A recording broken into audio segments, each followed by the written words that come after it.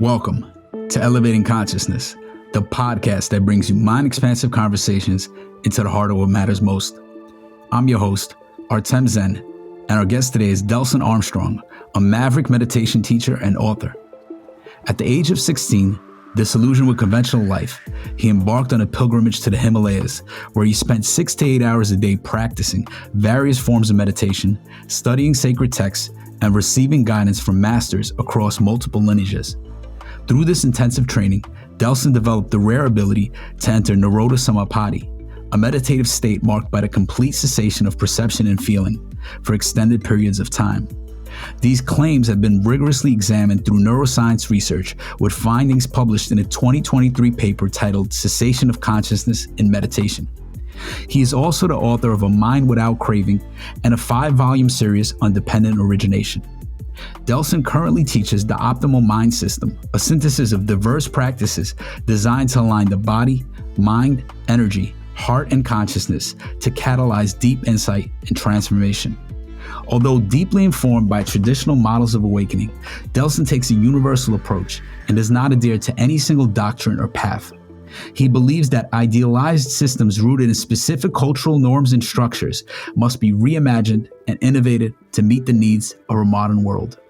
In this episode, we explore Delson's experience working with and integrating different traditions and spiritual practices, how coming across integral theory has helped them recontextualize the spiritual path, whether it's possible to end suffering, psychedelics and how they differ and overlap with meditation, the pros and cons of being open about spiritual attainments, creating healthier dynamics with spiritual teachers, and so much more. Enjoy. Delson Armstrong, welcome to the show. Thank you. It's good to be here. Yeah, so I want to set some context before we dive in. You've been interviewed quite a bit, so my aim today is to guide this conversation into some fresh territory while giving some newer listeners enough context to follow along. And I'll link to some of your previous interviews for those who want to explore more of your backstory. But I also want to share a bit about my own experience with discovering you and following your journey. Like many others, I first came across you through your initial Guru Viking interview and was struck by your story and commitment to spiritual practice. You were born in India, but moved to the United States at 5 years old, I think. And you spent some of your early years living in New Jersey and New York. And I'm from Brooklyn. So there's some, no kidding. Yeah. Yeah. So there's some additional resonance in like hearing about somebody from like my part of town going deep into spiritual practice, particularly at such a young age. So, you know, in listening to your Guru Viking interview, my thoughts were, you know, here's this guy, probably a bit younger than me, who at like 16 years old just heads off to the Himalayas to do intensive practice, 6 to 8 hours a day for years, mastering various yogic systems, developing the capacity to shut down his mind on demand, entering cessation for days at a time. Honestly, it reminded me of that autobiography of a yogi. It was like one of those stories that sounds almost mythical. And yet, you know, you came across as very sincere and genuine to me. So it was very inspirational for me to hear your experiences as it kind of stretched my sense of what might be possible through practice. And from there, I began to follow your journey. I read your book, A Mind Without Craving. I started to listen to some of your Dharma talks. I even considered doing a retreat with you, although it didn't work out. But over time, like something started to feel off, not with you, but with like how the teachings landed for me. There was like something that felt very like by the book and like a little dry, and also like this sense of like some of it being like out of reach. Like for me to realize anything close to what you described, I'd have to like leave my life behind entirely. And around the same time, I came across a presentation called From Sutra to Tantra with 2 meditation practitioners, Charlie Aubrey and Jared Janes. And this really helped me to understand the distinction between a sutric view, which is one that prioritizes renunciation, and a tantric view, one that is more life affirming. And it became clear to me that at the time you were predominantly teaching from a sutric view, which probably wasn't the best for a householder such as myself. So with that realization, I took a break from your content for a while.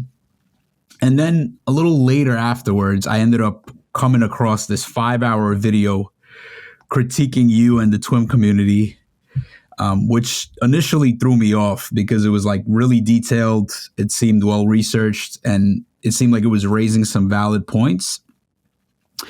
But eventually, like as I watched more of it, it started to feel more like a takedown than an honest inquiry. So something about that like didn't sit right. And I didn't know who this other person was.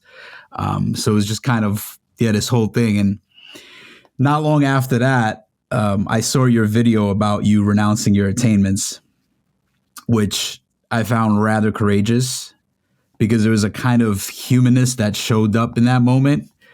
And maybe that's one of the core tensions with spiritual teachers is like this pressure to appear perfect.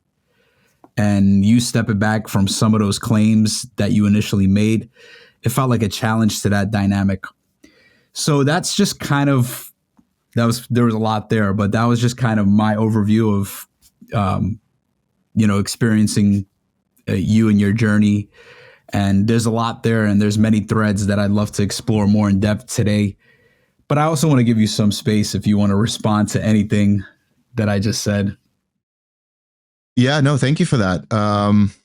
I think that's a very astute way of looking at things. A pretty concrete summary of sort of my own journey as somebody who's now in the field of,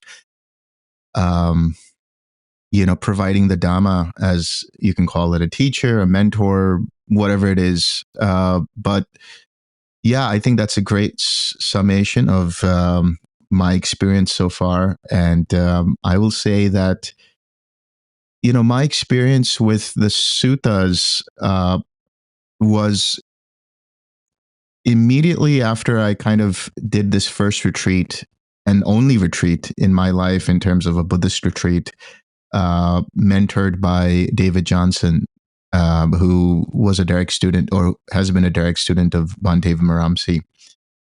And I remember watching Bhante's videos on the suttas. So he read from the suttas and then he explained according to how he understood it. And I remember trying to dive myself deep into the suttas, couldn't make any sense out of it. And then I did this retreat, had some amazing experiences using that understanding, using that experience, going back into the suttas. A lot of things made sense. I think what really enchanted me with the suttas was the systematic way in which things were being discussed. Like there is a certain kind of order to how the technique or the path is laid out. But I didn't understand the culture of, the idea of being an arahat or being a stream enterer or being all of these things until getting further deeper into the practice and seeing what it's all about. So that's sort of my inner experience of this whole process. And I was not setting out to be like this perfect machine, although it was quite tempting. It was quite tempting to be that. It was another idealization that I kind of fell in love with. But it was over a period of time. It didn't feel right. It didn't feel corresponding to my experience over a period of time. Initially, it felt like it. I may have even kind of, hypnotized myself into thinking that, oh, this is where it is. These are the 10 fetters. These are gone, and so on and so forth. But as I started to go back into the lay life, into the world, because I'd been so induced in practicing meditation for so long, for so many hours, as you said, every day. That was my obsession. I wanted to know techniques from Vedanta, from yoga, from Zen, from Theravada, from wherever, and really understand it. And I kind of fell in love with the twin practice because it was a great community. It is a great community. It's very supportive. But I also see certain limitations in terms of the blind spots, which I myself, was part of and had. Um, and I think now, coming back into life, and I know you recently interviewed Adore. I saw that interview. What a great interview. He and I have an interesting connection, and he spent some time with me last year in the mountains in India, and that really provided more clarity for me. He was like a mirror that reflected the tantric path. In fact, I remember a message he sent me on WhatsApp. He said, are you interested, something to the effect of, are you interested in the tantric path? Do you want to follow the path of Tantra? And I said, hell yeah. And that was a very interesting, prospect. And it's been a journey for me to be able to imbibe both qualities of Sutra and Tantra, because I think there's some great valid beauty in the sutras in terms of the systematic order in which things are done. But because it comes from a monastic standpoint, which if you're for that, that's all great, but I'm somebody who wants to continue exploring life. I want to have more experiences. I want to have more understanding of how relationships work. I almost feel like an alien on in this life now, in terms of really exploring my emotions, really exploring my reactions, really exploring the relational dynamics that are happening. And I think Tantra is a great path for that. So, and I say Tantra in a very broad way because I've been exploring deeper aspects of South Indian Tantra, which is, I think, not really mentioned a lot, but it's a lot of fun. Yeah, I appreciate you kind of unpacking that. And, one of the things that you said was that kind of all practices have like their own blind spots and, their own benefits and their own blind spots. And this is one of the things I wanted to ask you is, you've worked within a range of different traditions and spiritual practices over the years. And, you've gone very deep into both Kriya Yoga and the jhanas. I remember you mentioning doing something like 100 million Kriya repetitions, which apparently even led to scar tissue forming in your back. So I thought that was a fun fact to mention. So it seems like, every practice comes with certain affordances and certain limitations.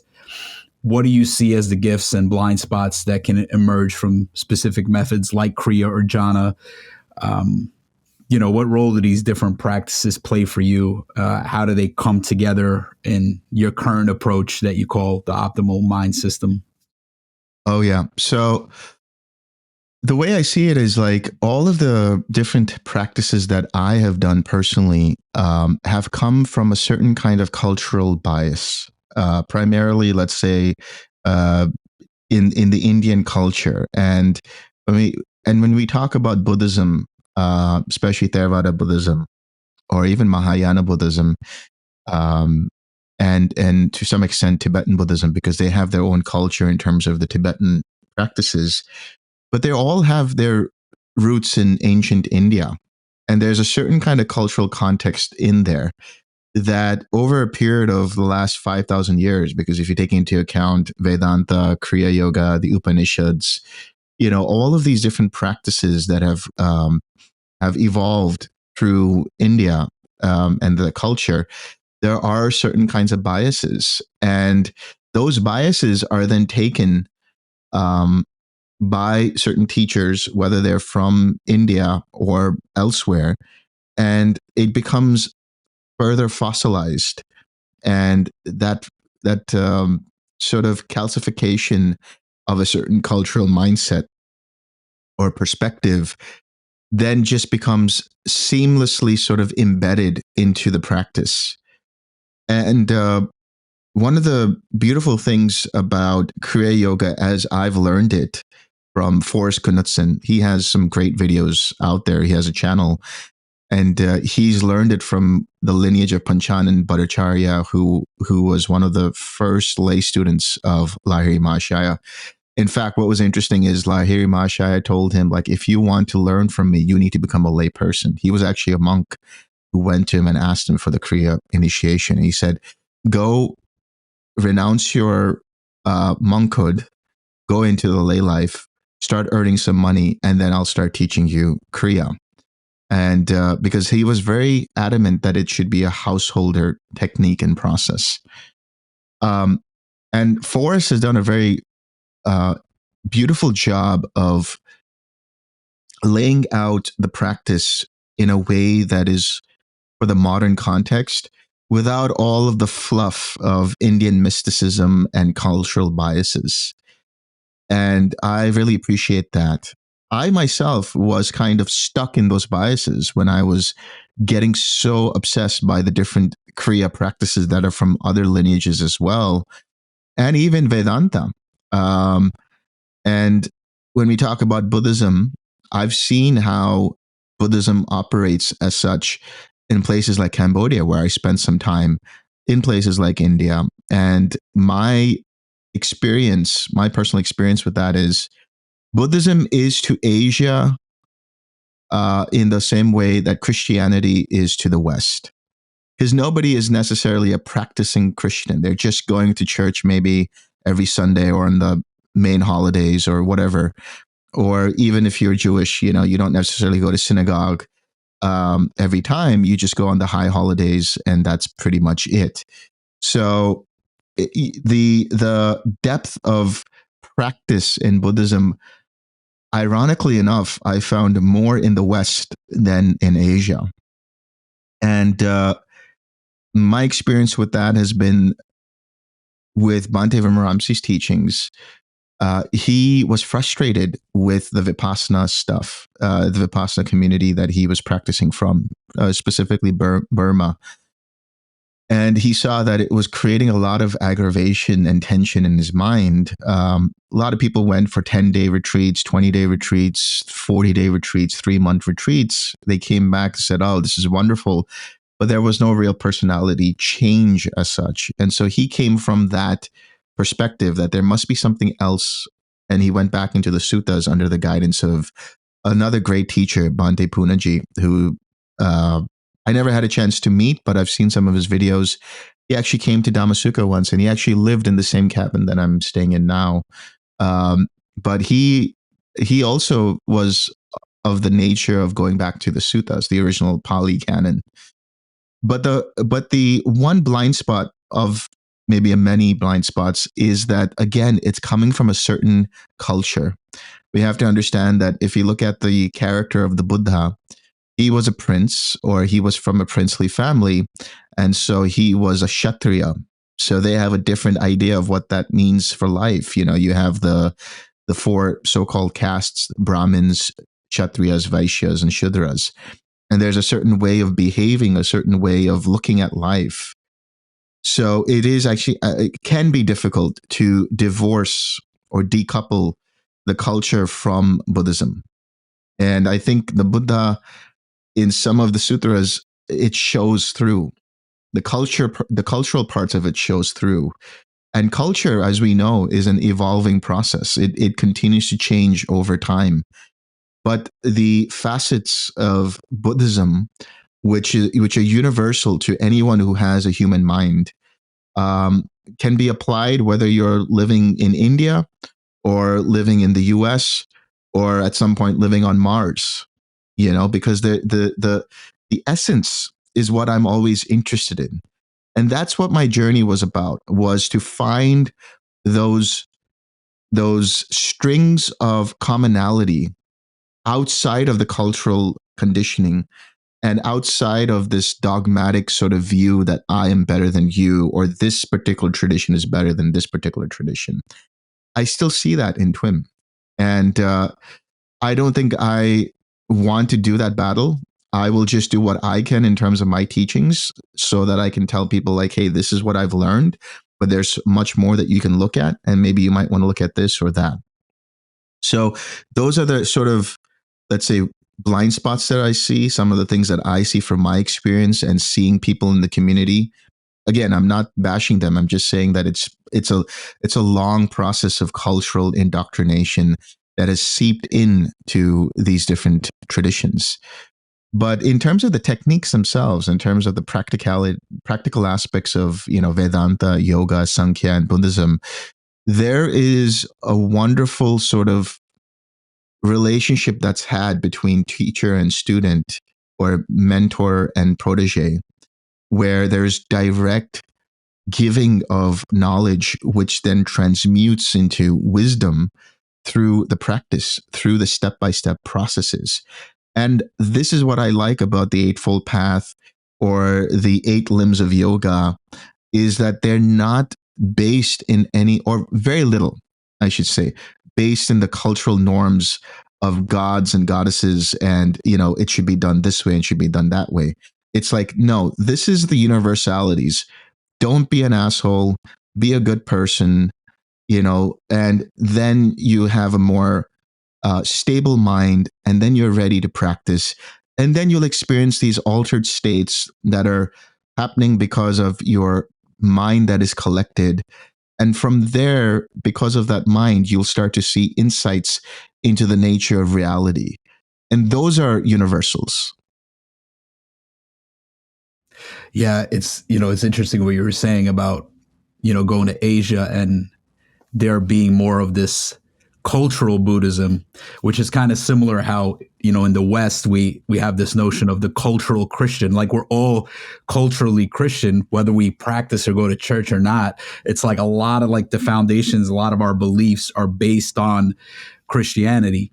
So I once went to Thailand and I definitely got that kind of vibe. It's like, everybody's kind of steeped in Buddhism, but it's in a very like, exoteric, not esoteric way. It's like this very cultural, outward facing kind of thing. It's like, oh, it's like being Buddhism is the right thing to do. This is kind of how we are. This is the morality, but it's not necessarily tied to the practice. So that distinction is interesting.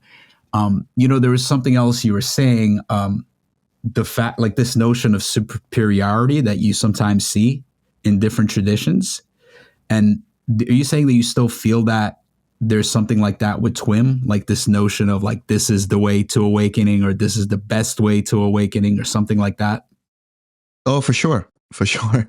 I mean, I don't think it's rampant throughout the community, but I know that among certain leaders of the TWIM community, they feel that it is better than Vipassana, or it's because their emphasis is on, a more relaxed state of being that is collected, so that your mind can start to be in these jhanas. But they're sort of against the idea of the hard jhanas, which come from suppressing the mind and so on. And they use suttas as references for that, to say that this is not how the Buddha taught it and so on. Um, and so I still find a lot of great benefits from the TWIM practice, because it's so methodical. That's what I appreciate about it. And there is a certain culture that comes from the TWIM practice that becomes part of like this almost reverential attitude towards Bhante Vimramsi, and then towards the Buddha, and so on and so forth, which is, to an extent appreciated, but sometimes it can get into the territory of, no, he's sort of like, the savior of Buddhism, and things like that. He rediscovered the path to this process. And I don't mean this in a facetious way. I'm just saying that this is how I see it. And it's not something that turns me on, and I don't mean it just for TWIM. I've seen it in Christianity, because I've done Christian mysticism as well. I've seen it in Hinduism. Like there's this sort of guru worship, without calling it guru worship, which can become abusive. That's not happening in TWIM, not at all. But when I start seeing little threads like that, I stay away from that and just focus on the practice.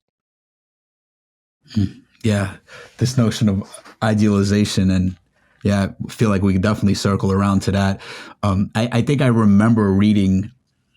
I'm trying to remember when I first came across TWIM, but I think the first thing I read David Johnson's book. I think it was called The Path to Nibbana, which I really enjoyed that book. And then I think towards the end there was something, and I've read this. This was a couple of years ago, so maybe I'm forgetting, but I think I remember like something towards the end was like, oh, like this is the true path or this is the right path. Like something about it was like I was like, like it felt kind of like, oh, come to us and like we got what you need kind of thing. And it was, but it's also interesting. I think you had a conversation with Daniel Ingram.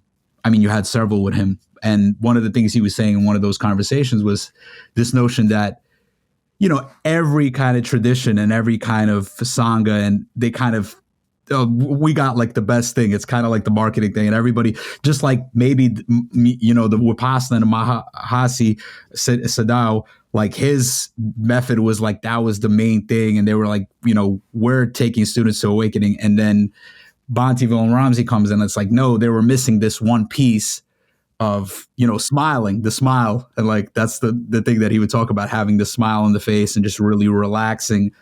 So maybe there is something, it's like this kind of competitive nature that's there of like, how can we improve? How can we do better? Yeah. Yeah. What I would say also is, I think that can be found in pretty much many different techniques or schools of techniques. Maybe not as explicit or blatant as how we're talking about it in terms of, let's say, Mahasi versus TWIM or anything like that. But there's always, when I see that and I notice that, like, okay, this thing, you could just let go of this thing. Like, you don't need this thing of saying we're better. Let the technique speak for itself. We don't need to create this like dichotomy of like us versus them. And I think that that's a deeply ingrained human sort of process that happens. Sometimes in the suttas, you might see that as well, where the Buddha kind of criticizes other views that are not in alignment with his particular view, let's say, about life or existence. And sometimes it can be a bit ferocious. And so, there are times, and it's so interesting with the sutras. Like, and I read that there are some moments where you see the Buddha just being like human.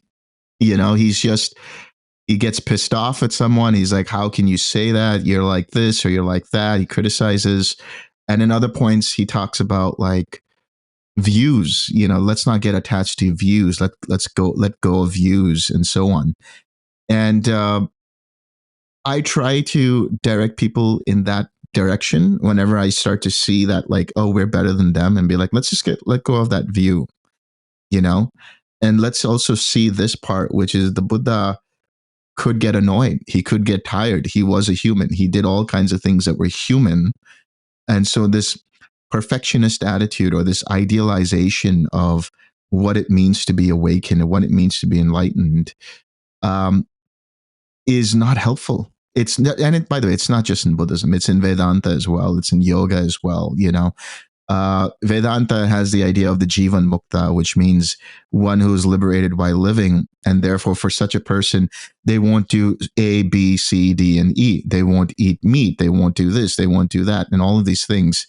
And yoga as well, like this notion of being vegetarian, for example, it's a cultural thing. It's an Indian cultural thing. I remember one time I was in India and I'd been meeting with this potential student who wanted to meet with me in Delhi.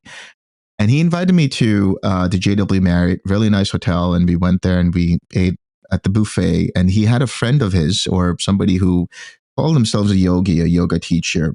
And we spent a lot of time. Then we went upstairs. He said, let's go to the spa. And he treated me to, getting a massage. So I got a massage and everything.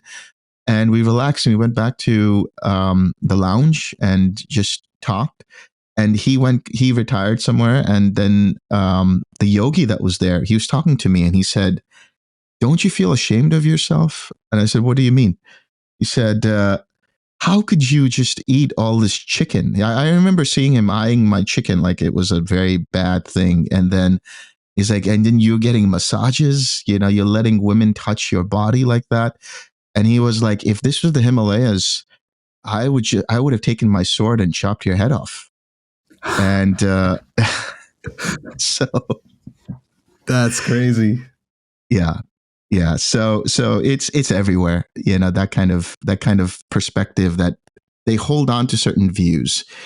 And the only thing we can do is allow each other to reflect off of those views and be mirrors for that blind spot, And I think teachers, they get the brunt of that. There's a lot of transference that happens. There's a lot of projection that happens, and you become the parent that the student never had. You become sort of the daddy that they never had, and then that becomes very problematic.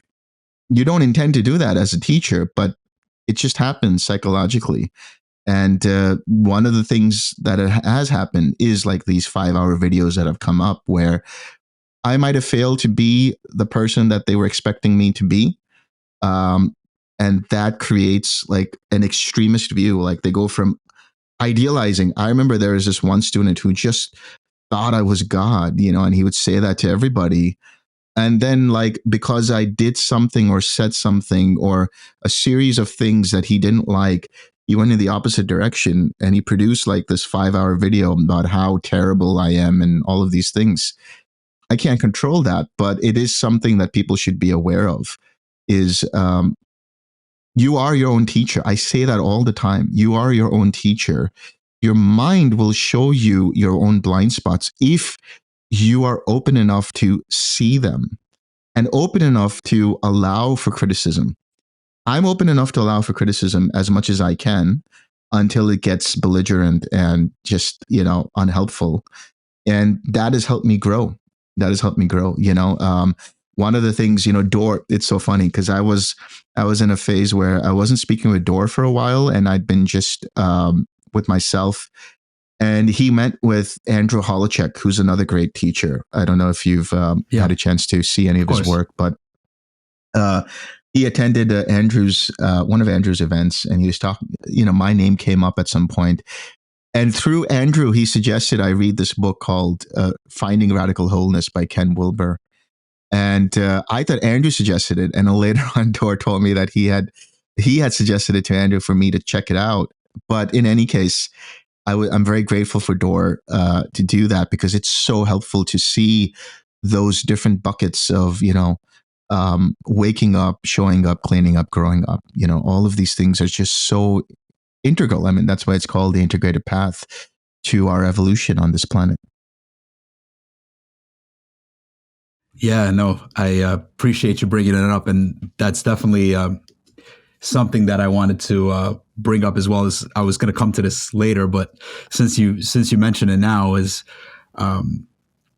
you mentioned in another interview about this, like coming across Ken Wilber and integral theory, and perhaps this notion of shadow work as being a vital part of the path of awakening. And personally, I found the most comprehensive elucidation of like the psycho-spiritual journey through those who go deep into meditation, but are also aware of integral theory and developmental stage theories.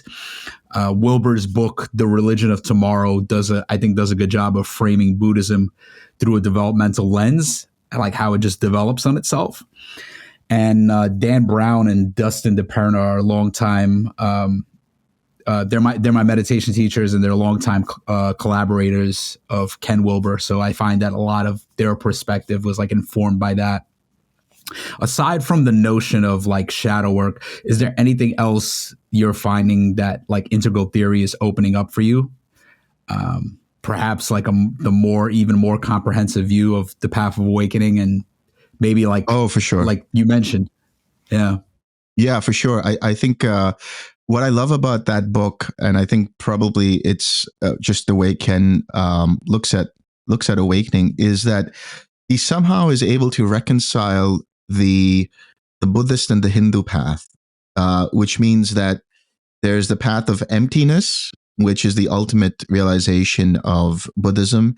And then there's the path of wholeness or becoming one with everything, which is, the highest level of that, or, I don't want to qualify it as the highest, but let's say one of the highest levels is the Advaita Vedanta tradition, which is the non-dual Vedanta, which is like Atman becomes Brahman. It was never different from Brahman. And so Brahman is sort of the all, everything. And in that book, and I think he probably does this everywhere in other books as well, which is, he says that those two are compatible, which is beautiful. Like, to me, that is a wonderful sort of reconciliation, because emptiness, it denotes the idea of no self, or the lack of an inherent self. And he takes you through that, and he shows you the egolessness of, the mind. But then the other part of that is then realizing that there is an interconnectivity that happens, which is Brahman, or which is the universal consciousness, or whatever it is. And that dichotomy for me was completely like shattered.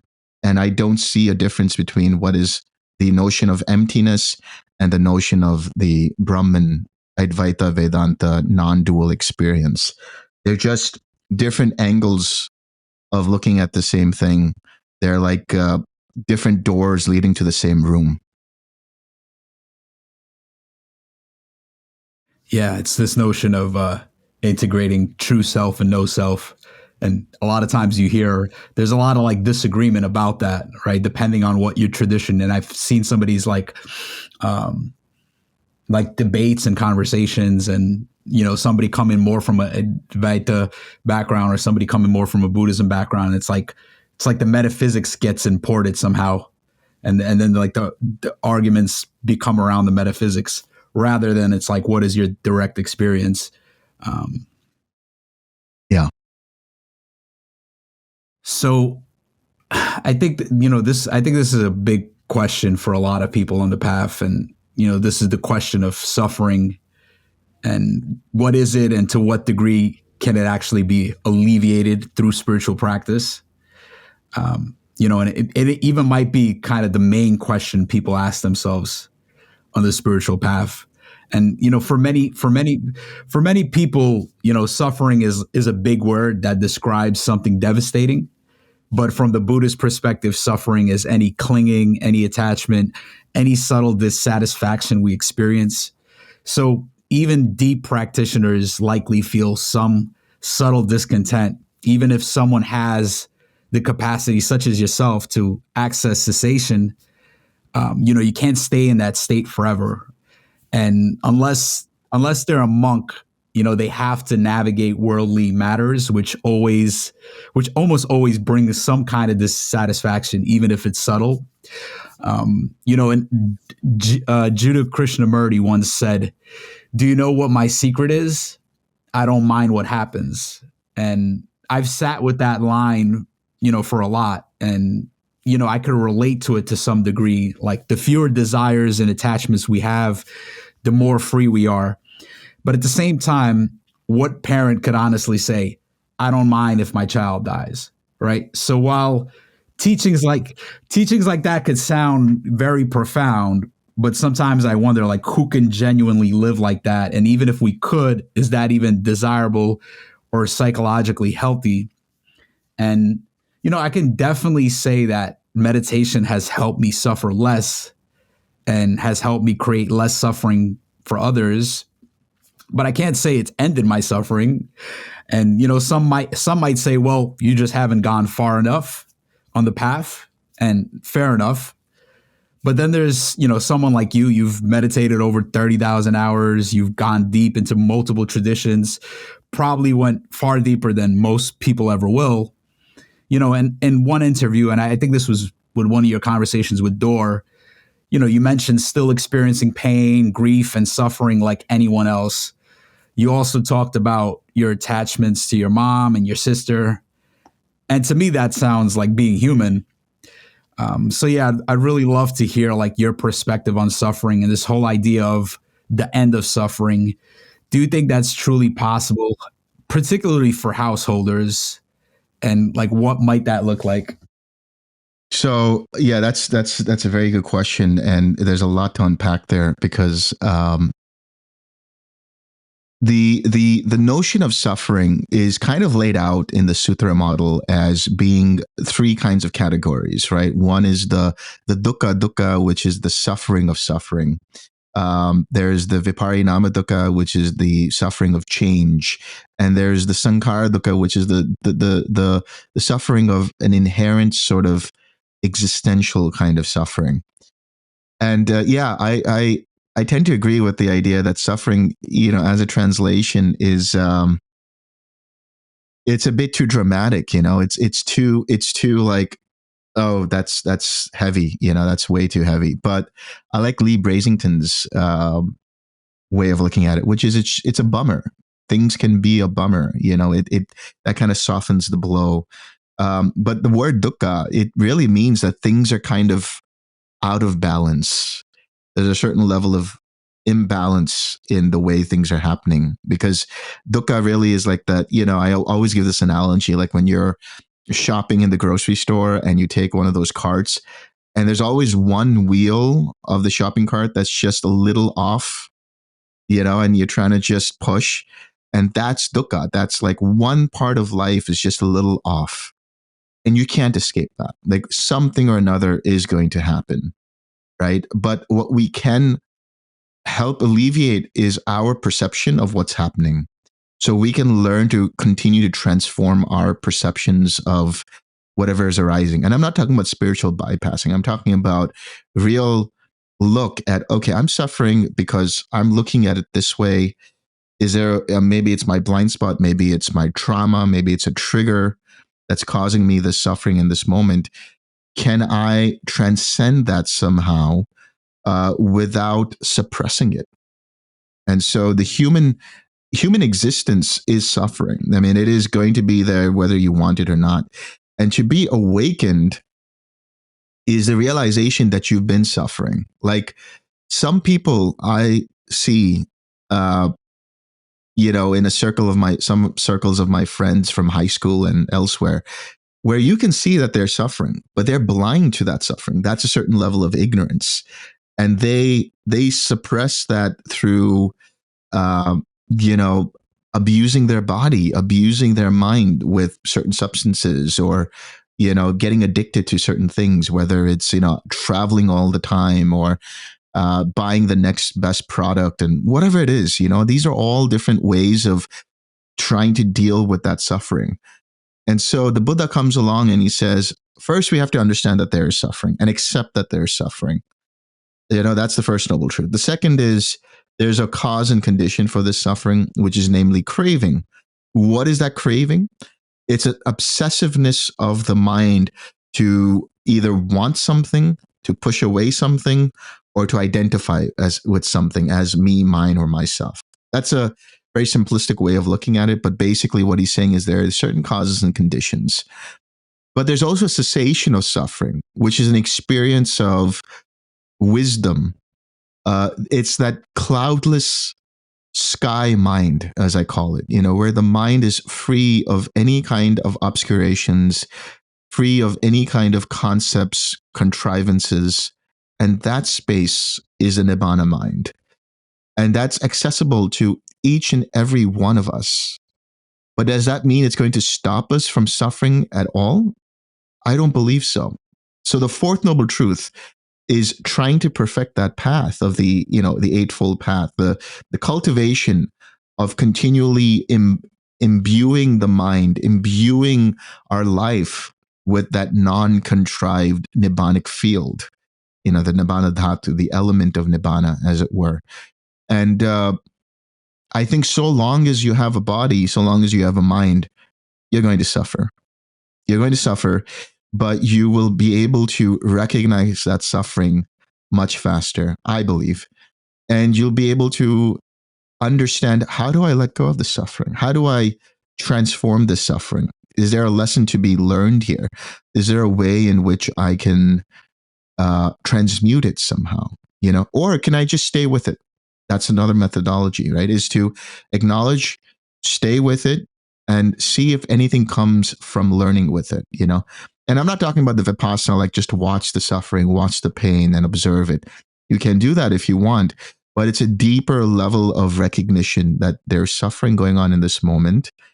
Where did the suffering come from? So that's the yoniso manasikara in Pali, which is the attention rooted in reality, as I translate it. It's the yoni means womb, the source. So what is the source of this particular suffering I'm experiencing?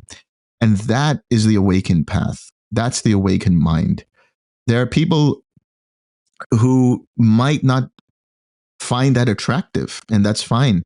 But I believe that an awakened mind will continue to suffer. And I agree with Jiddu Krishnamurti, by the way, where he says, you know, the secret is I don't mind at all. But there are times when you will mind something. And so how do you navigate that is really the tools that you're given through this process of meditation, and whether it's yoga, Buddhism, Sankhya, or Vedanta, or Tantra. Yeah, so it's fair to say that the teaching of the end of suffering is kind of like an ideal to aim for. And potentially Yes. in any given moment, we might be meeting that ideal, and there might be moments when we're not, right? There might be moments of remembering, moments of forgetting, moments of expansion, moments of contraction. Absolutely. Absolutely. And the one thing I would add is that this, if there's one thing we should let go is idealizations, you know, and that's probably a big cause of a lot of suffering, because it creates these expectations in the mind of, once I get there, once I reach that, everything will be perfect. You know, my mind will be purified, or I will attain to supreme emptiness, or whatever it is. Again, concepts of the mind, conceptual proliferation of the mind. And so I really, in my experience, see a mind without craving. I mean, that title of the book, A Mind Without Craving, just means that a mind that is not reflective of any kind of need for things to be one way or the other.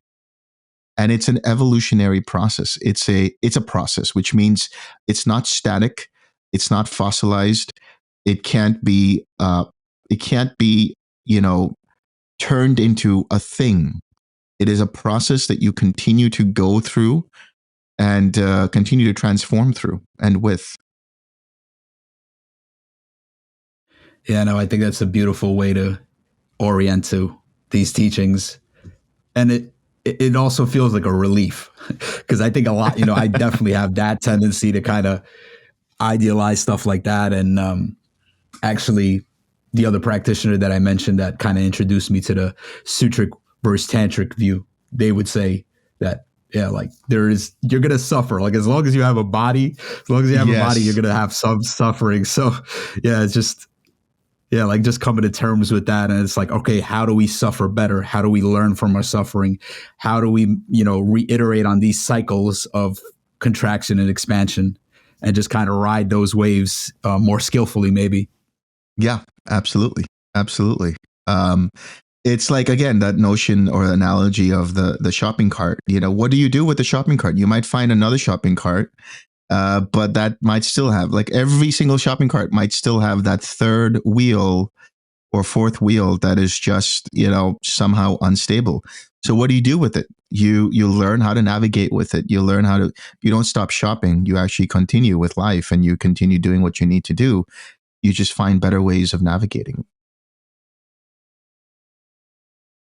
I wanted to ask you this a little bit earlier, but you mentioned working with Lama Lena and studying within Vajrayana traditions like Dzogchen and Mahamudra. I've actually had the chance to study a bit with Lama Lena too. She's a very interesting, very interesting character, very profound teacher. And I work mostly within Mahamudra. And, my understanding is that Vajrayana is a development of the earlier vehicles of Buddhism. And I'm kind of curious what made you, for a lack of a better term, go back to Theravada and to study with Bhanti and Twim community. And, none of this is not to discount Theravada, because there's a lot of, profound things in Theravada and Mahayana and Vajrayana, like there's this development. But I think this is something Daniel Ingram also said in one of your conversations, like Vajrayana is like full spectrum. It's more so full spectrum. Mm. And yeah, it does feel like there is like this kind of development. So it's interesting that you've went and studied within Dzogchen and Mahamudra, and then returned. And I think you mentioned that there was something for you about like finding different methods and seeing like where there's overlap, and where there is an overlap, what's kind of the benefit. But yeah, I'm just kind of curious how that, because for me it was more coming to Theravada and like more of the sutric lens first, and then moving into Vajrayana and like Mahamudra and seeing like, wow, actually this works so much better for me. So I'm just curious how that played out for you. Yeah, this is interesting because, well, for one, I was kind of inspired by Ramakrishna Paramahansa, who was considered one of the greatest spiritual sort of teachers of the 20th century, of the 19th century, actually. And he was Swami Vivekananda's teacher. Swami Vivekananda, his works, were the first foray for me into spirituality. Like, after I got expelled from school, that was when I went to the Himalayas. And my yoga teacher, the guy who took me there, he gave me the entire collection of Swami Vivekananda's works. And I was a voracious reader. Like, I loved reading. So I went through it back and forth. And Ramakrishna Paramahansa was somebody who was a universalist in that approach. He went through each and every path as much as he could and tried to get to the end of each of those paths. And that was sort of my inspiration, is to, just like Ramakrishna Paramahansa, can I go through each path and really see the similarities, see the commonalities, see what they have to offer? So I was in San Diego at the time, and in San Diego, I had a lot of free time on my hands. So I would spend a lot of time practicing meditation. And I decided I would go back into the Yoga Sutras. So I had my foray into Mahamudra and Dzogchen and all of that. But then I wanted to go back to sort of seeing it from the lens of what I had learned and going back into the Yoga Sutras. And there's a chapter in the Yoga Sutras which is called the Vibhuti-pada. It's the section which you deal with samyama. Samyama is like collecting the mind around a certain object and experiencing the fullest extent of that object to the point where you might even awaken certain siddhis. My goal was not to awaken siddhis. My goal was just to experiment as an investigator. Like, how does this process actually work? And one of the things that he talked about is the four Brahma Viharas, the loving kindness, the compassion, the joy, and the equanimity, are ways of stilling the mind. I said, how would you cultivate that? How would you cultivate these four particular Brahma Viharas?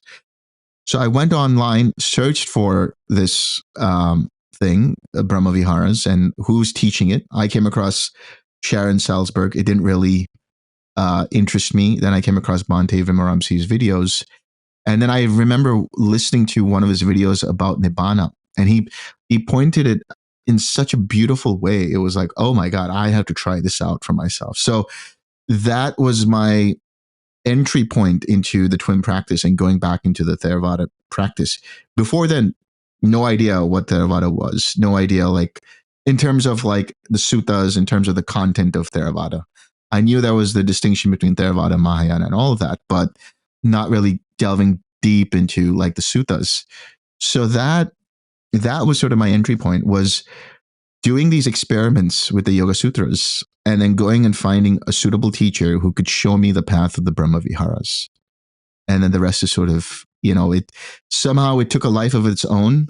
And, karma being karma, it unfolded in the way that it's unfolded. And I've become a twin teacher, but not just a twin teacher, which I realize thanks to, my sort of year, about 16 months off from teaching, where I realized I have a lot more to provide. I have a lot more to give from my experiences with Dzogchen and Mahamudra.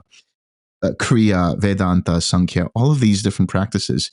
So what that's helped me as a guide, as a teacher, is I can look at a person, see where they're coming from, understand what their perspective is, and then, like a doctor, prescribe them a specific methodology, and then walk and handhold with them to a certain extent, and then be a reflector, be a mirror to what they're presenting, and so it doesn't just have to be Twim. It just doesn't have to be Kriya. It could be wherever you're coming from. Because of my craziness to try to get to the end of all of these different so-called, different paths. I mean, the way I'm looking at it more and more, and I've seen it in the beginning intellectually, but experientially, I'm starting to see that it is like what the Vedas say. It's like different rivers leading to the same ocean. So we get caught up in the river and we forget that the ocean is there. That's our ultimate destination. Yeah, this might be related also to how awakening is understood differently between Theravada and Vajrayana. But what would you say is the difference between accessing Rigpa and accessing cessation? Is there something about the cessation, like the non-experience, that's particularly beneficial?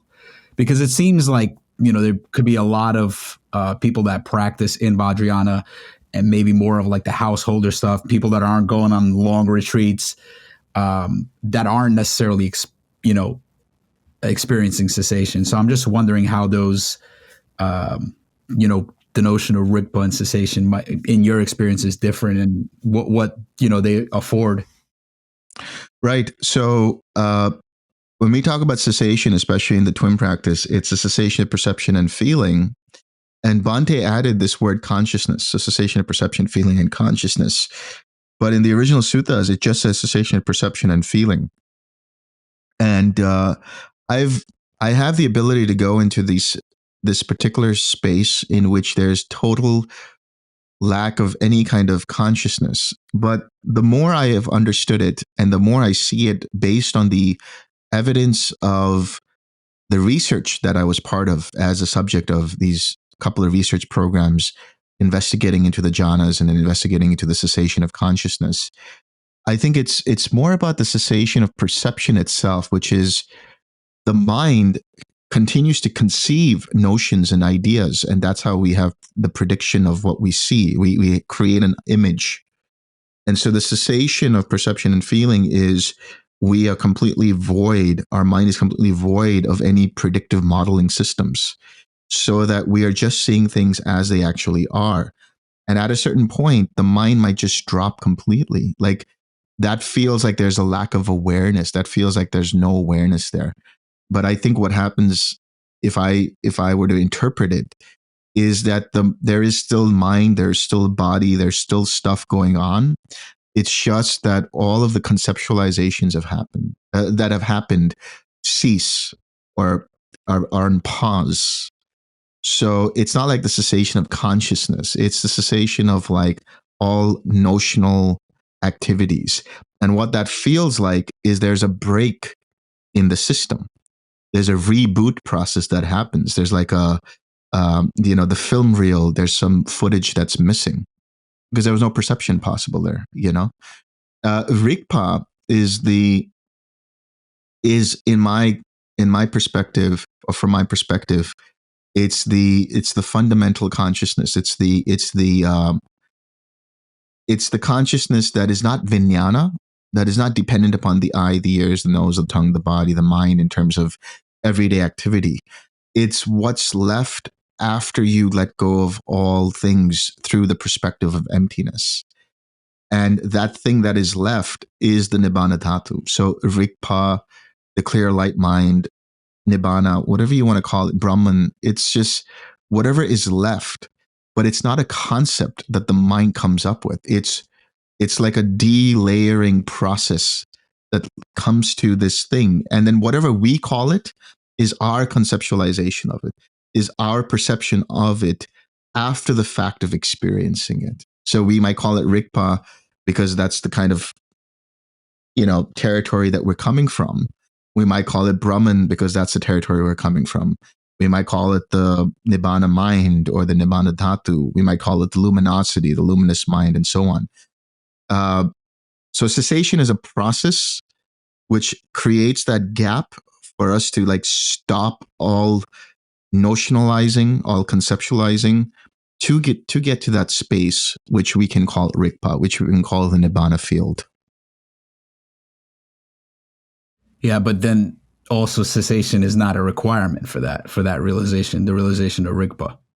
Right. It's a process. It's one of the processes that, comes through from the twin process, which is you let go, you let go, you let go. And then at a very deep layer, you let go to such an extent that you see emptiness immediately, because then when the reboot happens, you start to see how mind makes its own concepts.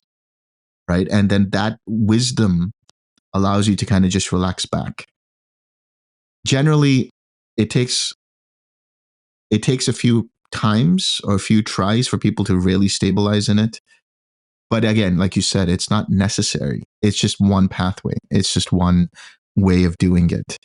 Another way is through insight practice. For example, the process of via negativa, the Ramana Maharishi method, where he talks in Jnana Yoga, he says, neti, neti, neti, not this. This is not it. This is not the self. This is not the self. This is not the self. And you come to a space where you find self with a capital S, which can't be irreducible. It's unconditioned. It has no composites. It has no components. It is its own irreducible substrate. I think what's really interesting about the notion of cessation is this, like, you can't, it's like you can only speak about it like reflecting back, right? It's like you said, it's like the film gets cut and there's nobody or nothing there, yet you can still kind of reflect back on it like afterwards. I was like, oh yeah, this happened. So there was there's a sense of, there's an awareness that's there. There's got to be some notion of something that's aware for you to be able to like reflect back on like, this is what happened. I think you were speaking about in one of your later interviews, that you're like working on the micro-phenomenology of cessation, that you're working with somebody like to figure out what exactly, like getting really nuanced to like what exactly is happening when that happens, and then the coming back and then the reflecting on it. Yeah. I don't know if you could say more on that. Yeah. Yeah, this was actually with a researcher. They're working in tandem with Ruben Laukonen, who headed that research in the Netherlands, and it's an ongoing project. But what I can say about it is, it's a lot of fun. It can be a little bit of work because this micro-phenomenologist is like literally like, no, tell me what happened just a second before. Tell me what happened there. Let's zoom into that particular moment and then tell me what you saw, what you experienced. And, was this particular light that arose, or was it this or that? And so it's really building the model of what happens after cessation from my experience. And I think the initial sort of findings from that are available on YouTube. Helene Slachter, who's one of the lead researchers of the Netherlands research group, she created a presentation, and I'll find the link and I'll send it to you. Maybe you can put it in the for sure, show notes. Yeah, so show notes, and there she kind of shows some of the findings from that, but it's an ongoing process and it might take a while. But it's very fascinating because it really is like, okay, what happened right now in this moment? What happened in this moment? And it's just like, it's like you're slowing down the film reel to such an extent that you're really looking at every single element of the territory of the post-cessation experience. I'm curious, have you ever tried any psychedelics? Because I don't think I've ever heard you speak about that. It's so funny because I remember Guru Viking, Steve asked me, have you had any experience with psychedelics and drugs? But I'm gonna set the record straight and say yes, I have, because that time I said no, but I apologize for that. Wait. But Why? I Because the apologize for that. Arhat should have Arhat should Yeah, have do I was trying psychedelics. Is to. that I got it. Yeah, Yeah. yeah. So I didn't want people to get influenced by my, my idea that okay, psychedelics are great, because for some reason people are kind of, I mean, this is my experience. Some people like really take every word that I say and they take it very literally. And it's very difficult to be in the public life where some words are taken in such a way, right? I'm not excusing myself for basically lying about that. But again, I apologize. But the reality is I have taken psychedelics. Um, and I've had experience with mushrooms, with psilocybin. Um, and not really a psychedelic, but an empathogenic, which is MDA and MD. MDMA. My experience with mushrooms was great. So the first time I did it was not as great because there was a lot of anxiety that was sort of induced, and I had to then go and start writing what I was experiencing, and that helped to, like hone in on what was going on. And it was a small dose. But then the next dose was a really good dose. It was, a good amount. And that one was really interesting. So I remember just sitting on my bed. I took that, waited for like 20 minutes, sat on my bed, just went into meditation. And the first thing I saw was like the Great Pyramid. And on top of the pyramid was Hanuman dancing with a disco ball. And I'm like, okay, it's starting to hit. So I go downstairs and just try to figure out what's going on. And I start to see those little sort of patterns and things in the air. And then the kitchen that I'm in starts to turn into like the console of the Starship Enterprise. And there's like, stuff that's going on. So I start to go to the backyard and sit with nature. I'm just sitting, looking out on this beautiful valley with trees, and the sun is there and it's a clear blue sky. And there's some music that's playing in the background. And I'm looking at the grass and it starts to like kind of dance to the beat of the music and stuff. I'm like, okay, now I should probably just relax, take a few breaths, and then go inward. So I go inward, and it was a trip. It was a real trip. I mean, I experienced all kinds of entities and, snakes and spiders and aliens and golden swastikas and all of these different things that came and went through my conscious field. But in the end of all that, like I found myself sitting on a rock under the tree meditating. I don't know how I was able to just get from where I was and walk there, but at some point that happened. And at the end of the trip, my realization was the earth is my mother and the sky is my father, and life is as it is. There is nothing to do but to surrender into every moment of your life. That was the insight that arose from that. That was, for me, one of the most beautiful experiences. Mm. Was this sometime recently or a while ago or? No. This was while I was in San Diego, maybe 2014, 2015, something like that. And yeah, I mean, I have experimented with different kinds of drugs, let's say, So my first experience with THC was a very interesting one because I'd been doing a lot of Kriya back then, so I was still practicing a lot of Kriya, all of these different breathing practices, and they already sort of elevate your mind and your senses. So I was partaking in some cannabis with friends, and I said it's not hitting. I don't feel anything. They were like, all right, why don't you just take a really big toke? And I did that. I held it in, let it out. And like 5, 10, 15 minutes later, I'm like, things are changing here. Like, I feel like I'm floating. I feel like I'm out of my body. I feel like I'm not going to come back. And it was about an hour and a half, maybe 2 hours of an experience where it was just like, wow, like this is unreal. Like I can't feel my face. I can't feel my body. And everything is still hyper aware, hyper realistic. So that was fun. That was interesting. But Yeah, I would say the psilocybin experience was by far one of the best. I would love to do 5-MeO DMT at some point, and I know one of my friends and students, she does that kind of facilitation. So when I have a chance, I will be doing that. That would be fascinating because I was actually that was probably why I asked you about the psychedelics is because this is some because I've had that experience with the 5-MeO DMT 3 times years ago, and it's so interesting because I read about the notion of a cessation. It was in Childasa's book, The Mind Illuminated, and when I read that, I was like, "Is that what happened to me?"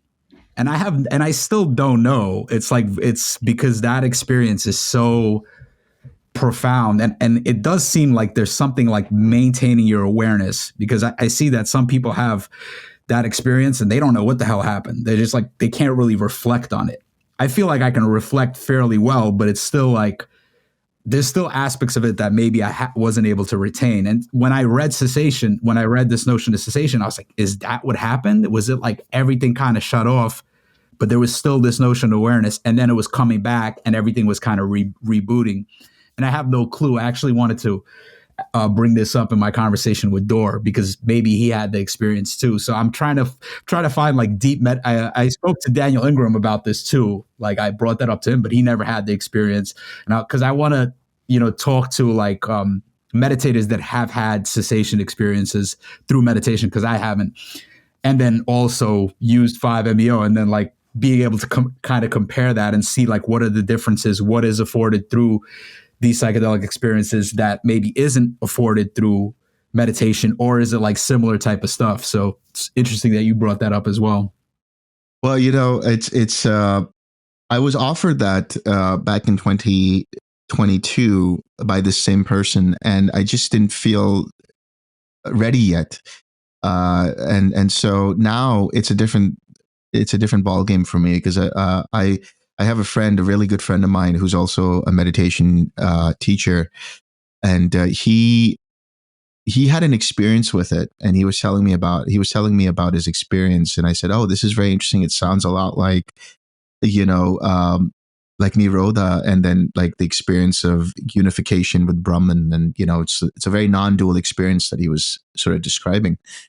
So I said I want to try it at some point, but I didn't have a chance to at that point because it wasn't something, I guess, karmically I was ready for, um, and I didn't have any availability for it. So now, when things come in the right place and it's the right space, the right setting, I'll do it, and I'll report back. I'll let you know how it goes. But I also want to say, because I think there's a responsibility as teachers to also let people know, like, look, it's your own mind, it's your own life. You can do what you want, but please, like, be respectful of these substances. Like, don't do them because you're going for some kind of experience. Just do it when you feel like you're ready for it, and I think it's very important to mention this because I know that some people's minds are just not ready yet.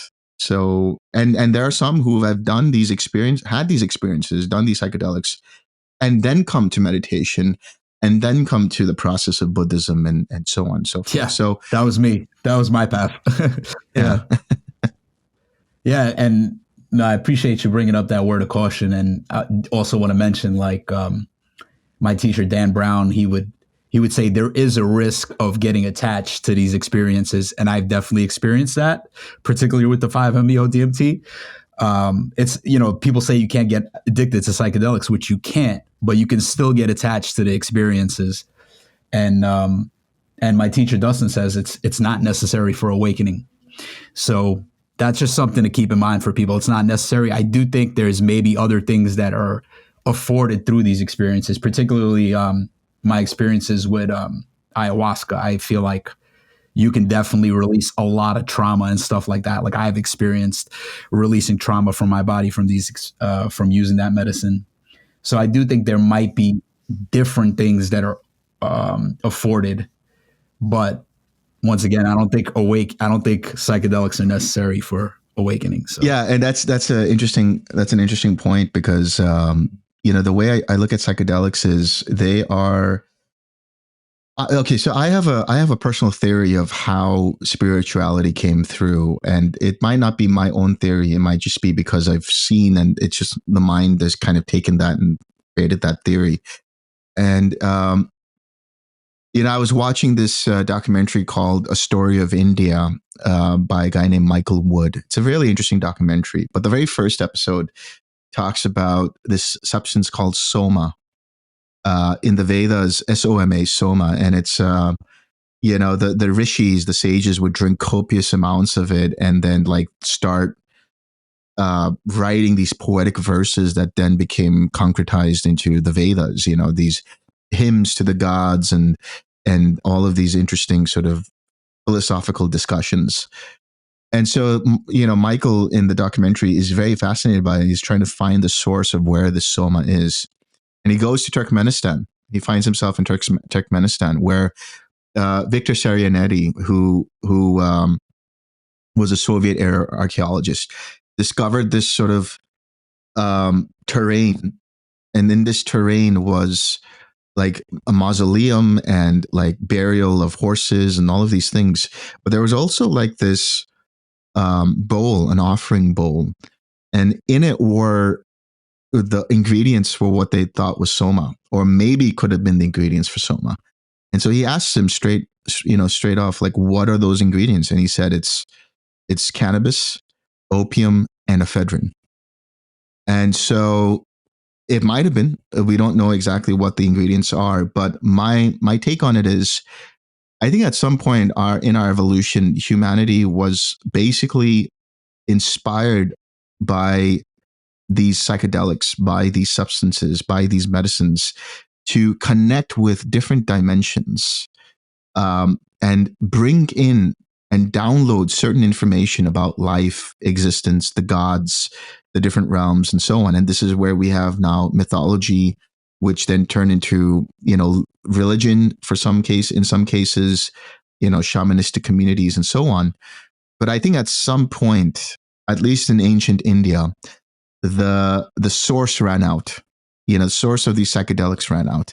And my personal theory is that that's how meditation developed, which is, can we repeat these experiences and these processes without the use of these substances? And I think that's where the beginnings of meditation came from.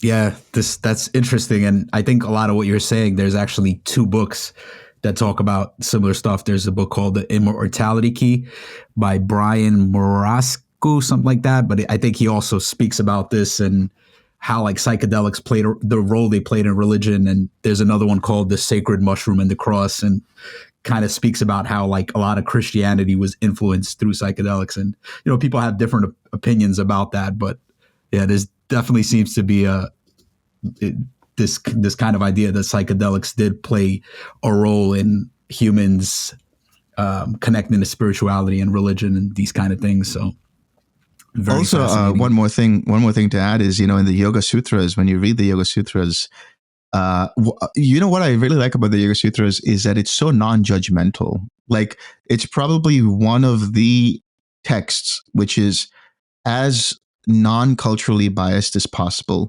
because it's basically like Patanjali kind of distills everything that was there at that point in time and then creates like this compendium of like these are the techniques you can use, these are the methodologies, this is the lifestyle that you may want to prescribe for yourself, and all of these things. And then there's a point where he says there are many different ways to get to samadhi. So samadhi in that notion is the experience of the non-dual state, or other states like it, altered states. And he says very non-judgmentally, you could also use aushadha. Aushadha in Sanskrit is herbs, but herbs could be any kind of medication, drugs, psychedelics, substances that induce these experiences.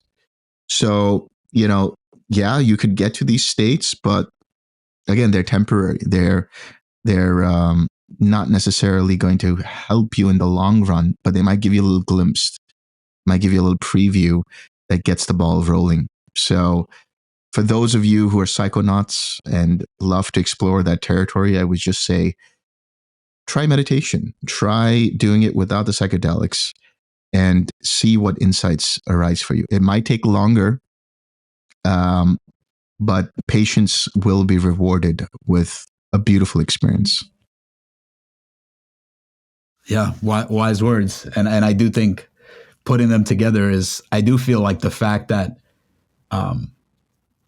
well, I was already meditating before I had some of the psychedelic experience. I feel like psychedelics was like the rocket fuel. It was like opening certain things up. I'm like, all right, that gave me a lot of motivation to go deeper. But I do think having a practice like as a base actually will make your psychedelic experiences better, and you'll be able to retain a lot more than otherwise you would. So, yeah. Yeah. So, you know, my gateway into pragmatic Dharma was Daniel Ingram. Actually, after I had all these kind of big experiences, particularly with 5-MeO DMT, I've went into some dark night stuff and was definitely like, you know, how do I make sense of this? And his book, Mastering the Core Teachings of the Buddha, had a big impact on me early in my journey. And I think partly why I gravitated to you is because, like him, you also opened so freely about, you shared so freely about your realizations. However, there are many other teachers who view the public sharing of attainments as highly problematic, partly because they can contribute to this dynamic of pedestaling. And I imagine there's other teachers or deep practitioners out there who are having certain realizations, and maybe they feel conflicted about how much to share. Based on your own journey, what do you see some of the pros and cons about speaking publicly about spiritual attainments? And if you could go back, do you think you would have approached your own sharing in a different way? Yeah. So I can see how problematic it has been from my own experience because of the, as you say, the pedestaling. And but I was contributing to that as well, because obviously it was a good feeling to be validated, to be accepted, to have, you know, lauding fans and people who really wanted to, you know, learn from me and stuff. I mean, that's just my human nature to be that way. Um, but I think it also has come with a great deal of criticism, which part of it would be valid and part of it would just be people who are disturbed by the fact that somebody would even claim something like that. And if I would have done it differently, I probably would have waited until I had some more experience with seeing the ins and outs of being in this community, the ins and outs of understanding this practice of TWIM, the ins and outs of my own personal emotional journey, and then come to a conclusion whether I really wanted to talk about it or not. In reality, you know, it was a great marketing tool. It has been a great marketing tool. People come to me and, you know, they want to know more from me.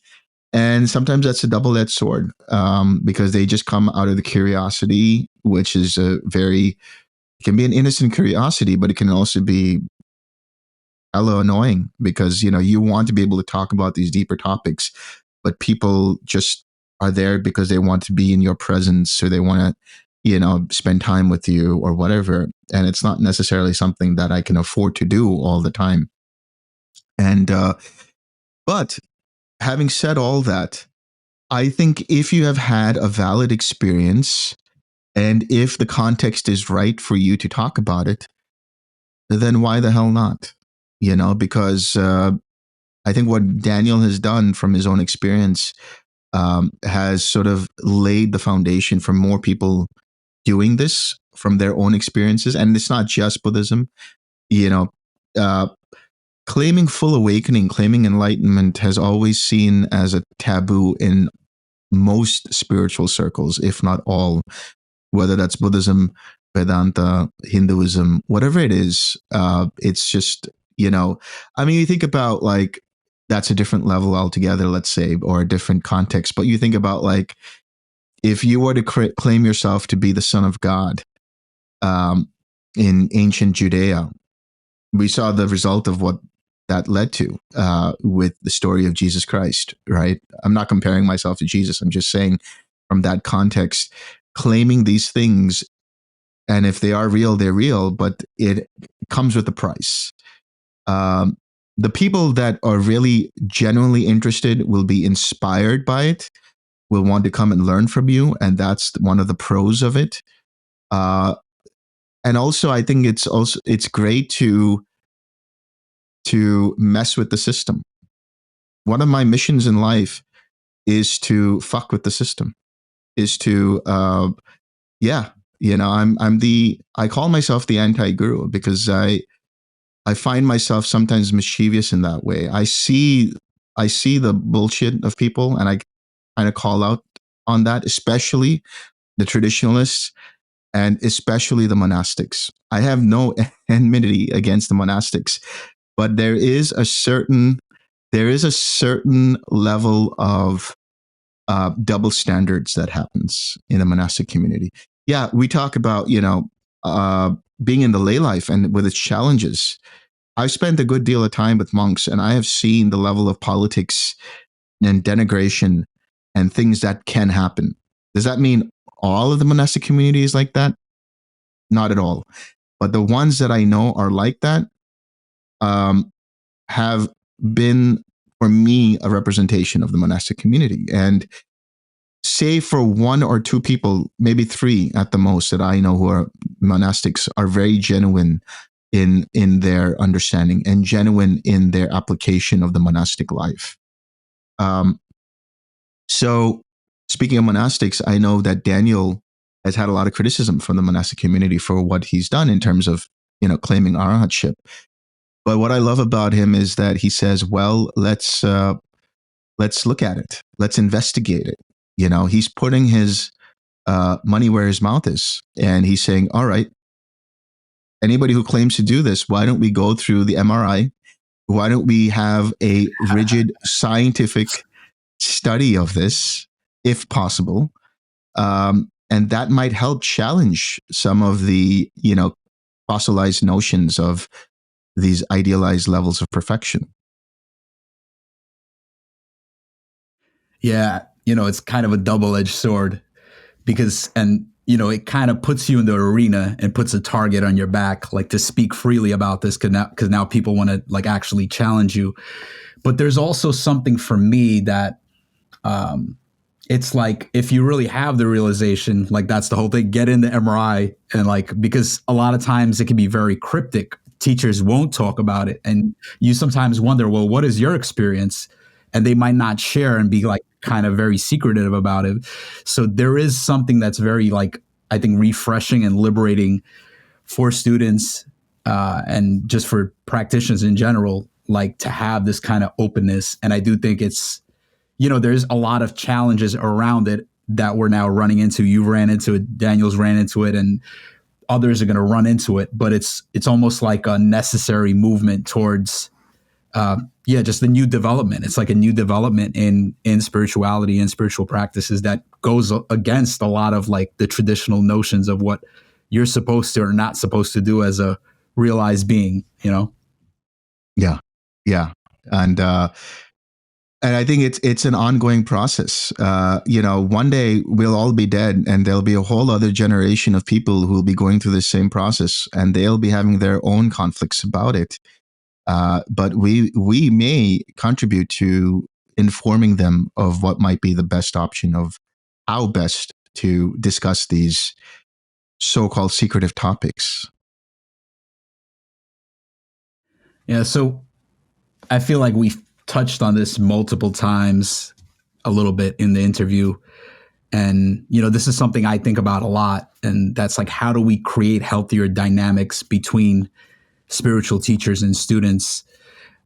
Like I mentioned earlier, I've been deeply inspired by your journey. And I think at the beginning, like kind of seeing some of those interviews, there was some idealization, some placing you on a pedestal. And, that may have been partly how those early interviews were framed. But I also think that there's a natural human tendency to elevate teachers in that way. That's why it's been so refreshing to see you renounce some of your earlier attainments and share more of your humanness, because it really kind of takes the pressure off the idea that we have to be perfect. But it also makes me wonder, though, is some level of idealization inevitable in the student-teacher relationship? How do we navigate like the vertical dimension, acknowledging that there's real differences in skills or realization, while also maintaining a horizontal connection, kind of being grounded in the fact that we're all imperfect, fallible human beings? And it seems like the kind of vulnerability you've shown recently is a big part of the answer. But I'm curious, what else do you think helps create healthier, more grounded teacher-student relationships? So one of the things I'll say first and foremost is, it goes both ways. For teachers, I like in my own perspective, in my own experience, like I said earlier, it felt really good to have that applause, to have that sort of, a limelight, and have people, come there at every beck and call of yours, and offer you gifts, and all of these things, and then of course the dynamics of you being respected for you being a teacher, and so on. Like I have seen in my own experience where, before, a very small example, but before, I'd go into the meditation hall, and everybody would have to stand up and then, bow and all of this stuff.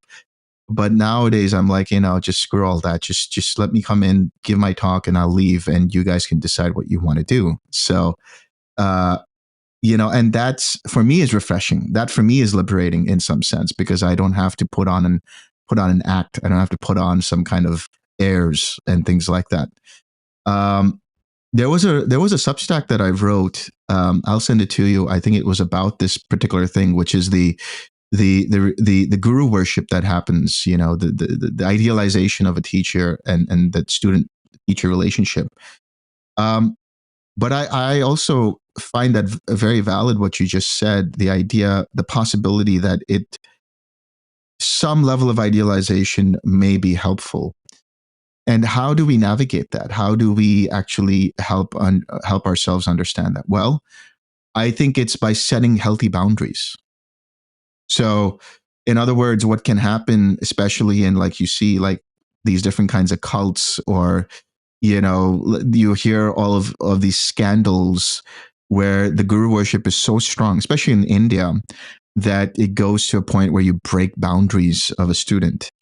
So creating healthy boundaries between the teacher and student is going to be very important, which means there are certain expectations of you as a student to be somewhat respectful of this relationship. There's a certain expectation of you to see and respect that this teacher is providing you some level of knowledge and understanding that has taken decades of his or her life to give you this to you. So that level of respect, I think, is, or at least acknowledgement, is important for the student, and to listen. There's a certain kind of lack of contempt towards the teacher, for lack of a better word. There's a certain kind of acceptability of, okay, this is somebody who knows what they're talking about, so I better not mess around with them.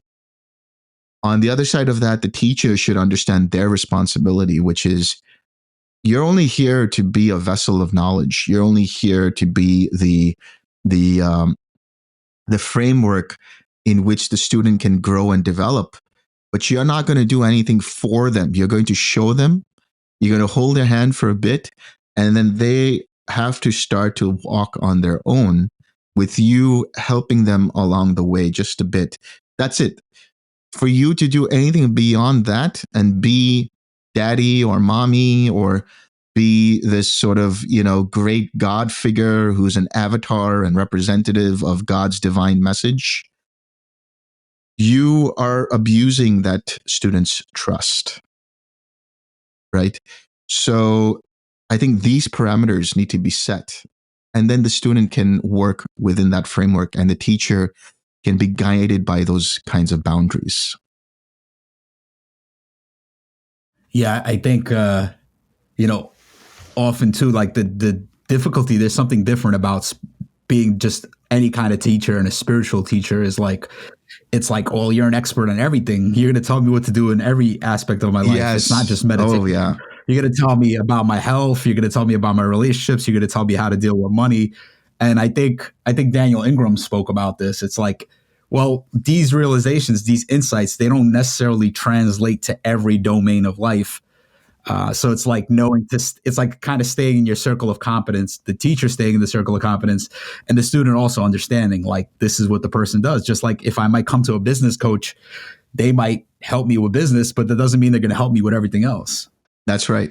That's right. That's a great way of putting it, actually. And I would just add to that is students should be empowered to understand this as well. Like you should be able to question your teachers, and you should be able to ask them things within their lane. So if you feel like there's something that they're saying that you're not understanding, or you have a different perspective on, just because there's this notion of guru worship that you do not question the words of the guru.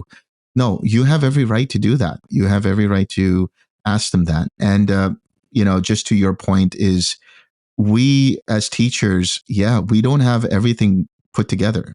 We are experts in our field, which in this case, spiritual teachers, in navigating these higher territories of the mountain of spirituality in terms of, jhanas or enlightenment or whatever you want to put across as. And so we should be able to stick to our lane.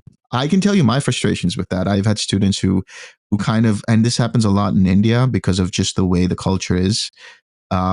Students like to bow in front of you, and they, touch your feet and all of that. It's just part of the culture.